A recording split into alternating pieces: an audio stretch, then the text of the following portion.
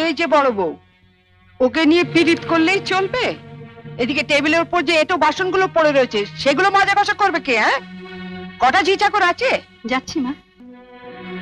চলো না দিদি, আমি তোমার সঙ্গে হাতে হাতে কাজ করি। ও বাবা, কি পীড়িত রে! দেখবো দেখবো কত কাজ করতে পারো। দেখি তোমার বাবা মা কি গয়না পরিয়ে শ্বশুর বাড়ি পাঠিয়েছে।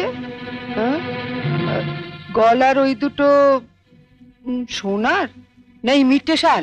আমার মা বাবা নেই, ছেলেবেলাতেই মারা গেছেন। আমি মামার কাছেই মানুষ। ও, মা বাবাকে খেয়ে বসে আছো? ধন্যি মেয়ে। এখানে এসে আবার তো নতুন করে মা পেলাম। ও বাবা, কি কাব্য মারা কথা রে বাবা! শিখে নাও মেজ বউ, শিখে নাও। আমার বাবা ওসব ন্যাকামি আসে না। নাও, খোলো দেখি হাতটা।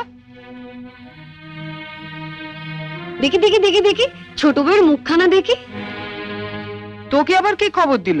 বাহ, রন্টুর বউ ভাতে যাবো বলে তৈরি হচ্ছে, হঠাৎ তনু গিয়ে বলল, তা মা, তোমার ছোট বউয়ের মুখখানা তো বেশ।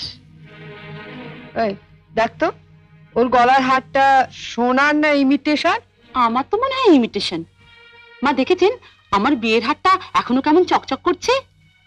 এটা তো মনে হচ্ছে না, কেমন যেন মেয়ের মেরে।